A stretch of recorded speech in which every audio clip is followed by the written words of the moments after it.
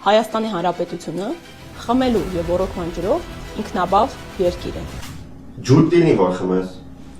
3 օրվա առաջի կեսին տեղեկատվություն տարածեց, որ Veolia ջուր կազմակերպությունը ջրային գրաֆիկ է սահմանել ջրի մատակարարման վերաբերյալ եւ մենք հազարավոր քաղաքացիներս այսուհետ ջուր ունենալու ենք 17-ժամյա ռեժիմով։ Ինչ է պարզվում։ Պարզվում է, որ Հայաստանի Հանրապետությունում ջրային կորուստները 65% են կազմում։ Որպեսզի համադրելիությամբ պատկերացնեք, հեծը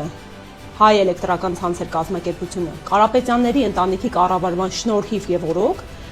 էներգիայի կորուստները հասցրել է 6%-ի։ 65% կորուստ, 6% կորուստ։ Սա նշանակում է, որ Veolia ջուրը կառավարության պատկան մարմինները տապալել են մեր ջրային ռեսուրսների կառավարումը։ Ինչ տեղի ունեցավ։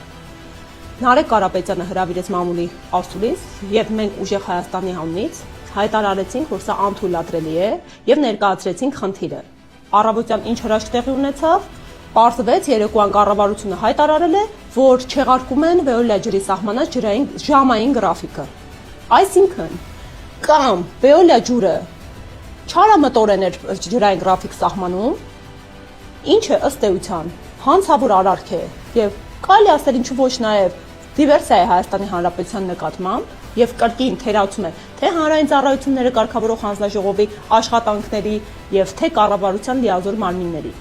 եւ կամ կառավարության միջամտությամբ արկա ճգնաժամային պայմանների հետաձգում է նախընտրական հերթական միջամտությունը,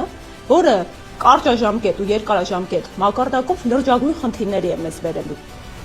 Ամեն դեպքում հարցը լուծված չէ։ Ուժեղ Հայաստանում այդ խնդիրները լուծված են լինելու, որովհետև իշխանության է գալու մի ուժ, որը ունի փորձառություն կորուստները կանխարգելելու, վերացնելու եւ համակարգը վերազինելու։ Ուժեղ Հայաստանում հայը չի կարող ունենալ մի բաժակ ջրի խնդիր։